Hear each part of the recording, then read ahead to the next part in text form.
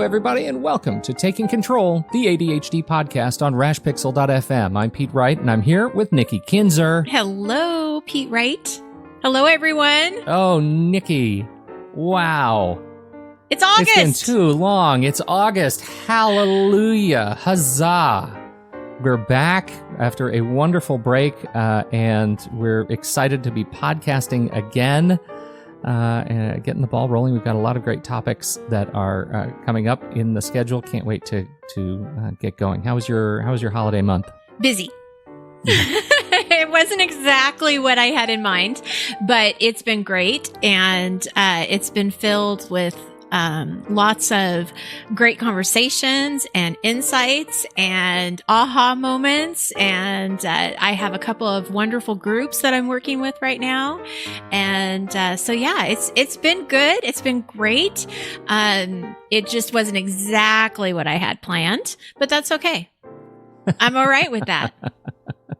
That's awesome. Because when do things ever go as planned? No, really. They don't. I mean, they don't ever go as planned. Actually, we have a lot to talk about today, and a lot of my things are related to what we're talking about today, and that is routines. Yes. And building new routines. We're back. We're starting some new things ourselves. We're excited to do that. So here we go. Before we get started, head over to takecontroladhd.com. Get to know us a bit better. You can listen to the show right there on the website or subscribe to our mailing list right there on the homepage and get an email with the latest episode each week. You can connect with us on Twitter or Facebook at TakeControlADHD. And if you appreciate what we have here in our archives of 350 other podcasts that you can access over on the website, we encourage you to head over to patreon.com/the ADHD podcast. It is there through direct member support that we're able to continue to offer all these past episodes for you and others to explore when you need it. You're supporting the community by helping us support the community too. Pay it forward at patreon.com/the ADHD podcast. Thank you to everyone who has supported us already. Okay, we have a couple of announcements. Fall group coaching enrollment is coming soon. And how do I know that? Because it's on my list to do for the website. Yes. I'm going to make that a real thing. Yay. So right now you're on the waiting list.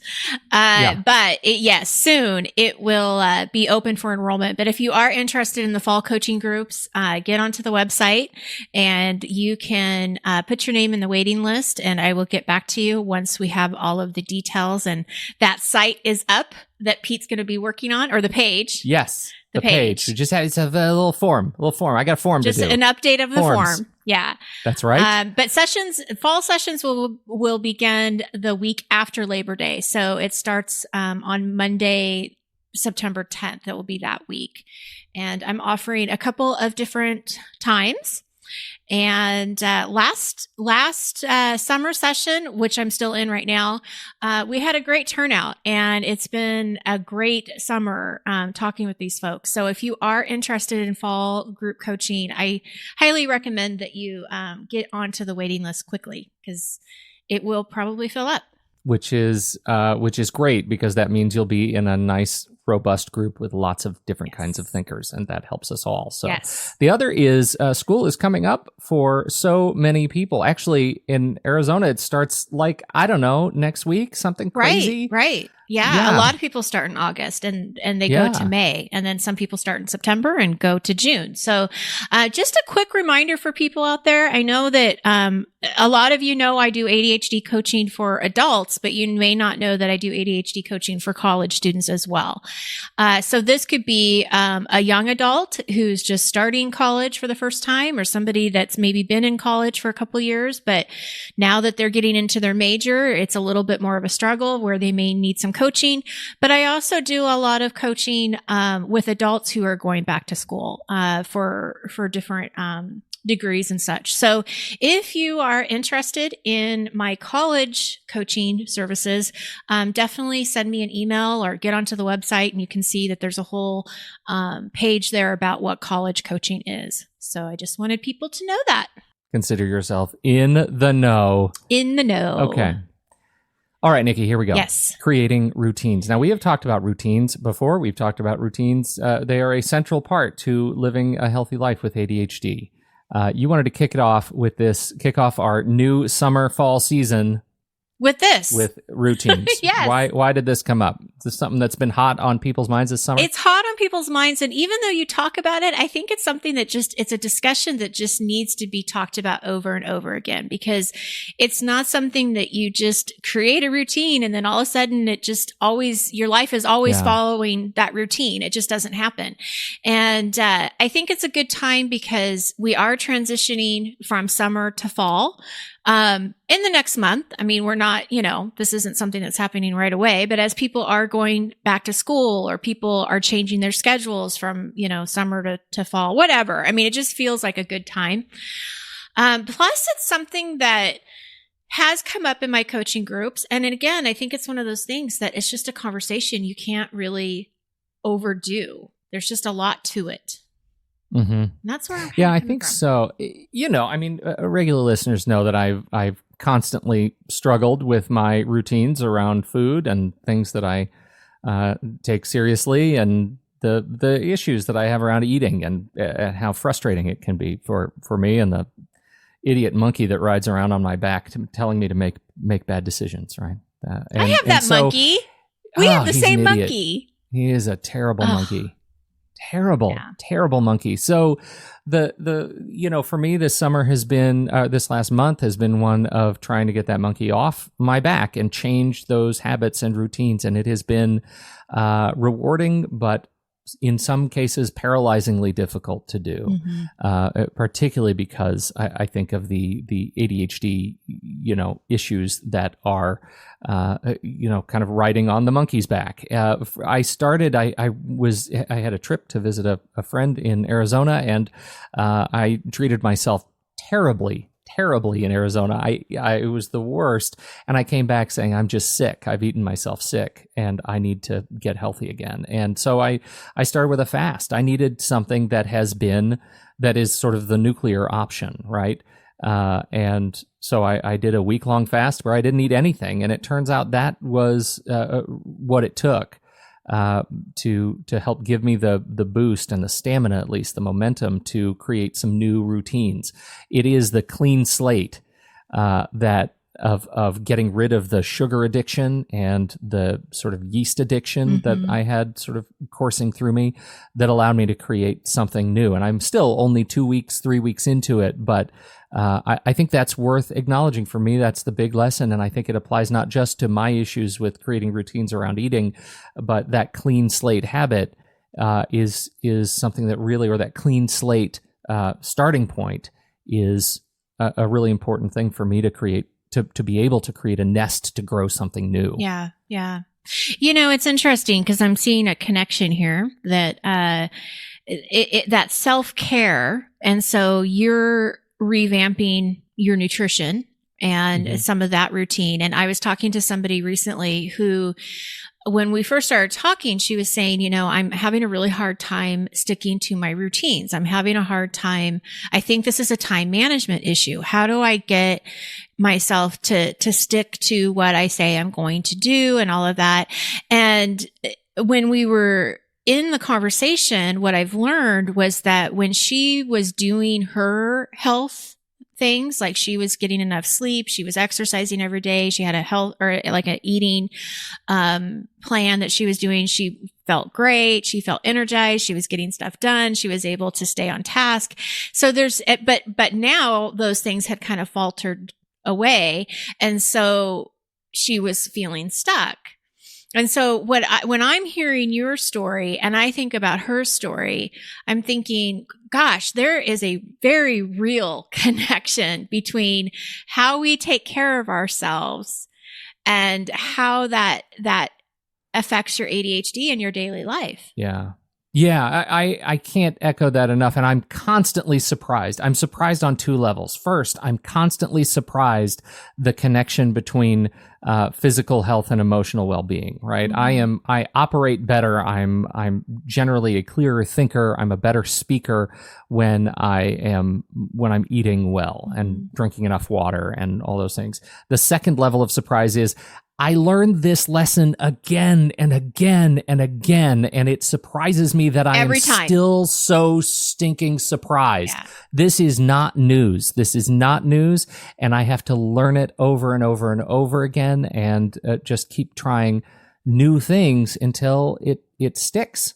But what's so interesting about that is, so going back to the conversation that I had, what we found is that it wasn't so much a time management issue, because she knew how to create a routine, which is what we're going to eventually talk about here. And she had all the systems in place as far as her to-do list and everything. But it was how she embraced the unexpected. So it was really interesting. Like, when you and I did a talk, for a telesummit for Lori Dupar's, ADHD telesummit. And we talked about that, when your to-do list goes awry, how do you not self-sabotage yourself? And I think that a lot of the lessons that we were talking about in that context is the same here. When the routine doesn't stick, or there's a few days that it goes away, how do we not necessarily change the routine, because the routine is fine? How do we just be kinder to ourselves and get back? Because like you said, you know the truth. I think it's one of those tricks, right? That I mentioned the clean slate behavior, right?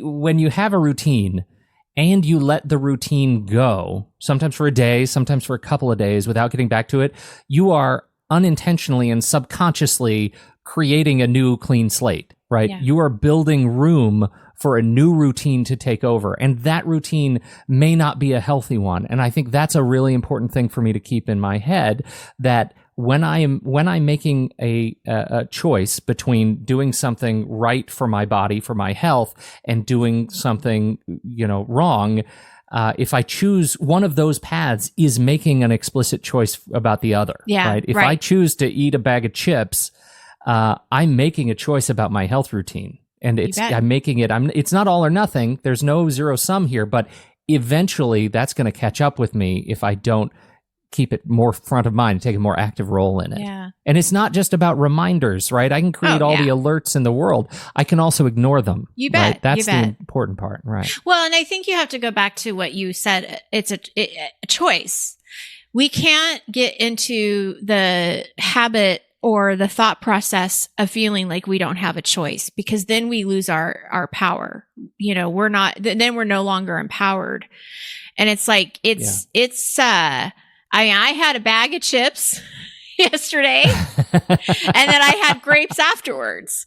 And I'm thinking I probably should have had the grapes and not the chips. But I have to own, I made the choice. You made the choice. Yeah. So today at lunch, I'm having grapes, no chips, just because of this conversation. I'm making that choice. I'm saying it out loud. Everybody can keep me accountable for this. So we'll say you're welcome on behalf of the ADHD podcast. Yes. You're welcome, Nikki Kinzer. Yes, you just reminded me not to eat chips. Let's talk a little bit about creating routines in ADHD. Can we? Can we move into that? Yeah, you have things to say. We started we haven't been together for a while, so we started deep. We went we go hard. Let's go hard. Yeah, no, yeah, this is good. It's the way it's supposed to be. Yeah, yeah. Routines. It's an interesting relationship with people with ADHD, isn't it? Because I hear a lot of push and pull. I want a routine. I want structure in my life, but then I really don't. You can't tell me what to do. I don't want to be told what to do, even if it's coming from you, myself. And so there's a lot of push and pull. We know that they're good for us, but we resist them anyway. We want some structure, but we don't want too much structure. And so there's just this balance. How do you find that balance? And so there it is again. It's Bobo, the ADHD monkey. That's what he is. We need a little icon. Yes. Bobo? We need a widget and some action figures of Bobo the ADHD monkey. I like that. That's funny. That's what his name is. The push and pull monkey. The push and pull. Totally. Yes, it's terrible. So let's talk about what a routine is. I know this seems sort of elementary, but I think it's important that we just really define what we're talking about. You and I talk about systems all the time. I mean, it's in our marketing material, Pete and Nikki talk about ADHD symptoms, or not symptoms, systems. And we talk about symptoms. We do it all.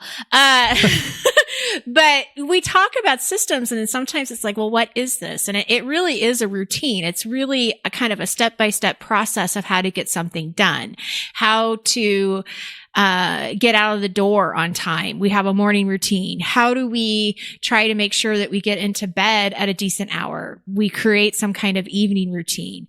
You're creating like a health and, you know, diet, exercise routine. I mean, we have them all over the place. We have them in our work. We have them in our home. If you have children, you probably have routines for your children.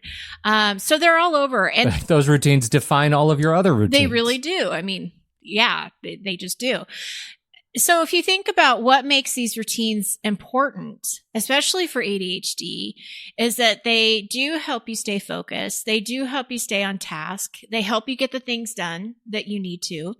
If you are following some kind of like checklist, then you're not forgetting anything because you are, you know, it's already all laid out. So you don't have to trust your memory.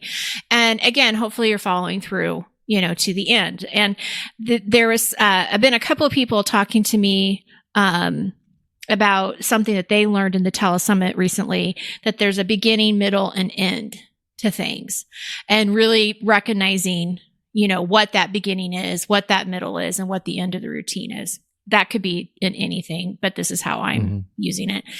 But then there's also this limiting belief that I hear so many clients carry around, and that is, I'm not consistent. Routines don't work for me. I do it for a week and then they go away. And, you know, then I need a new routine, or they just don't believe that they can do it. And so this is tough because with the way your brain is wired with ADHD, your routines can become stale in the sense that maybe you do lose interest in them. You're bored with them. Yeah. You get distracted in the middle, so you don't finish, or you forget about them because the reminders, as you mentioned, you can have all the reminders in the world, but if you are ignoring them, then you're going to forget about doing the routine as well. So there's a lot of like, you know, out of sight, out of mind if you're not paying attention to these things. So what I like to try to spread the message around is redefining what your definition of success is with the routine, and not have consistency be the measurement. Oh, that's really interesting. Let's talk more about that, because it's something that I think I've been plagued with too, which is this idea that I'm measuring myself on how much of a long-term objective or a long-term commitment I can make to a single routine. Right. Even if I tweak the routine in the process, the consistency is always in the back of my head as the central sort of guiding post. Right. What else should I be measuring on? Well, I think you need to be measuring more on when you did follow the routine, how did it make you feel at the end of the day? Did the day go better for you? Were you more in control? Did you feel more in control of your emotions, your time? You know, did you feel more productive? Did you get things done? Were you just happier? And, you know, I think that so much of our message all the time, and it was interesting because somebody had mentioned this in one of my groups, and I thought, you know, it's true. He was saying that, you know, as a coach, you work more on how to get things done, and you work on, you know, people getting through their planners and planning and all that. But my point isn't just to always make you the most productive, right? Yeah. I mean, right. I know that that's a big part of what we talk about in strategies, but it's also about, you know, progress and feeling good about the process, and accepting your ADHD and accepting who you are. And so it's just, I guess what my point is it's not always just about getting things done. It's how you feel. And, right. You know, I think that you had a really good testament at the beginning when you said, I know in the last couple of weeks, I'm feeling better. Yes. And I think that's the key, is that, yes, we want to be consistent. I mean, that is a goal. I mean, I'm not saying that we throw it out the window at all, but what I want people to relax a little bit on is that that's not the only measurement of your success, that you could have a very strong routine. You go off of it for a while, but you can still get back on it. Tomorrow is still another opportunity. You still have the road ahead of you. Does it suck because you know you've been down this road many times? Yes. Absolutely. But it's also not worth giving up, because if you gave up on it, then you would always feel bad. Yeah, right. Yeah, you'd feel terrible when you get out of the bed in the morning. And that's sort of my challenge, and you remember it, but one of the things I've been doing, apart from the week-long fast I did, again, for routine, is not eating on Monday and Thursday. Right. And this sort of intermittent fasting was great for me when I started, and then I started to game it. The idea is you don't eat during these 2 days, and then you eat normally on the other days. And when I started, I was feeling great. I was doing the right stuff. I was eating the right stuff. It was all great.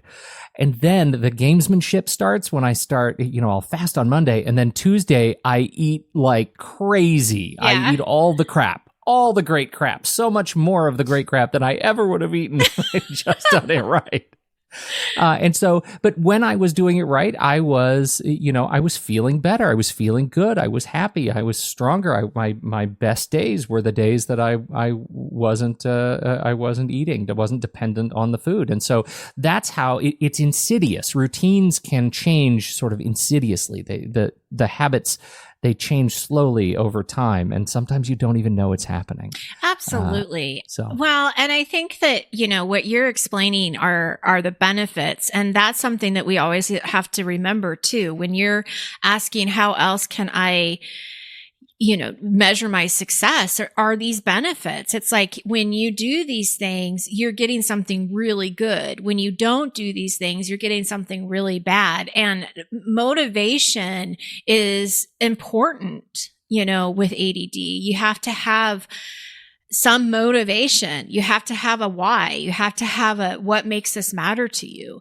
But internal motivation isn't always enough. In fact, for a lot of ADDers, it's not. And so that's where the external motivation needs to come in, whether that's an accountability partner, a trainer, a coach, an accountability group, a chat group that you see every month, but something to kind of help you so you're not by yourself. Because routines are not, they change and they're not easy to develop either. You need that extra support, especially at the beginning.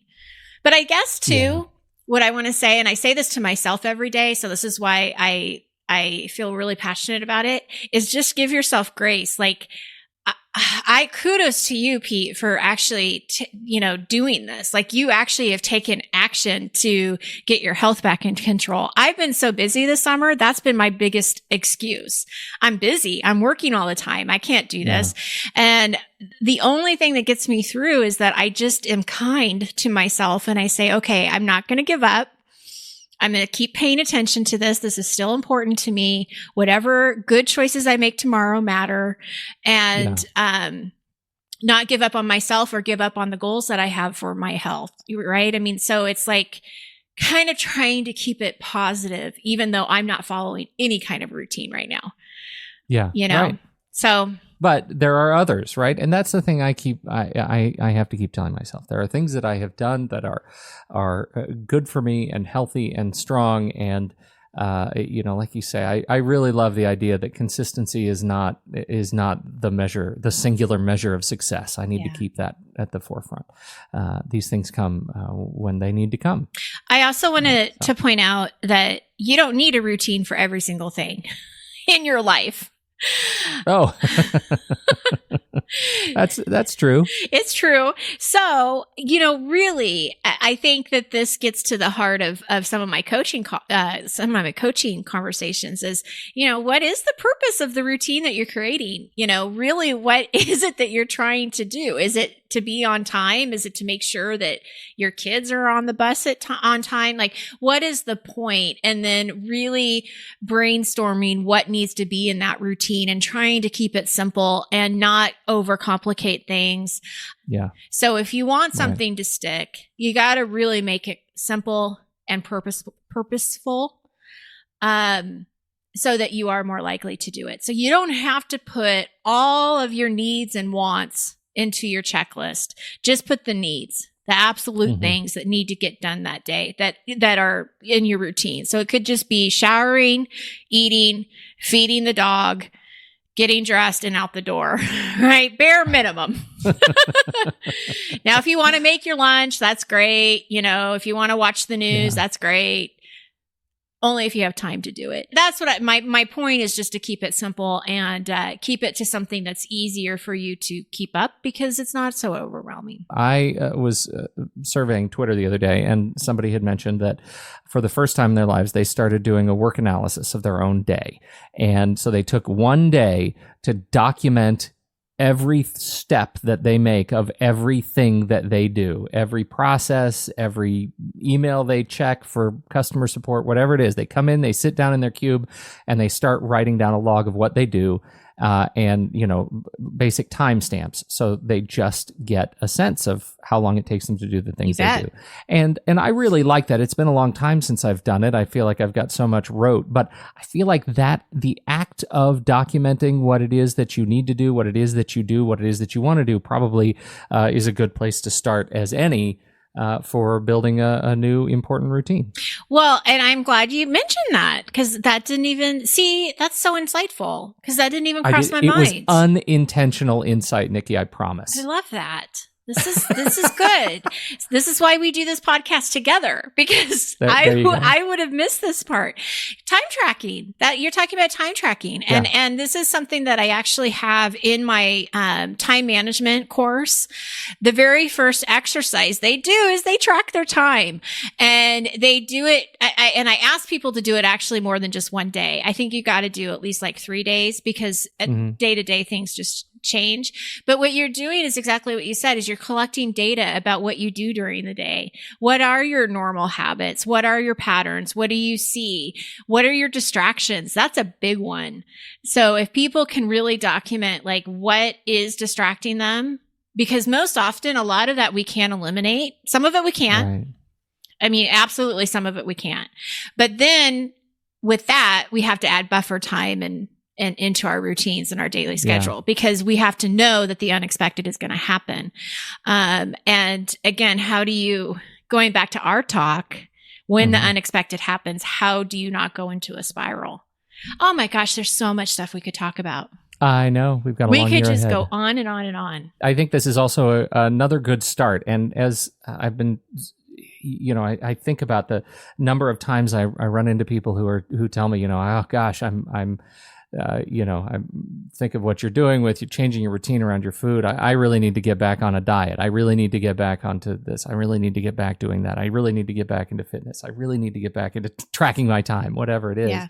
I find this whole conversation really sort of uplifting and gives me a real sense of hope and optimism that, it's okay. I have to practice more than anything else, more than any other practice. I have to practice forgiveness of myself, to give myself a break. And it's a journey. I had a little bit of a fall. I can come back. I think that some of these things, going back to that thought process of there's a beginning, the middle, and an end. When it comes to like health routines, when it comes to something that is ongoing, there is no end, in my opinion. You have to keep going, because if you get to a point where, I've lost 50 pounds, we've talked about this before. Now I'm done.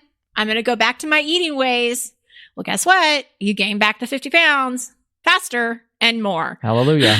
That's right. So, and apply that, like we're talking a lot about fitness and weight, but apply that to any context, any context. You bet. And you will, you'll see that parallel. I really think it applies. Yeah, absolutely. So you have brought up an idea for me. We do have a habit tracker worksheet that we could give to listeners. And we also have that time tracker that we have to give to listeners. So what we need to do, Pete and I, is we need to tweak it a little bit so that we can put it into our notes, the show notes, and then people can have access to those. Check it out. See if it works for you or not. Give it a shot. Yeah, absolutely. Yep, that's the way to do it. That's the way to do it. Thank you, everybody, for downloading and listening to this show. We sure appreciate your time and attention, and we wish you the best on your journey to build some new routines, and hope that some of the resources in here and our new checklists, our updated checklists, will help you on your way. Also, don't forget, patreon.com/the ADHD podcast. Check it out. If you like what you've seen and heard, check it out. Support us and access some other cool resources that we continue to build. Thank you, everybody. On behalf of Nikki Kinzer, I'm Pete Wright, and we'll catch you next time right here on Taking Control, the ADHD podcast.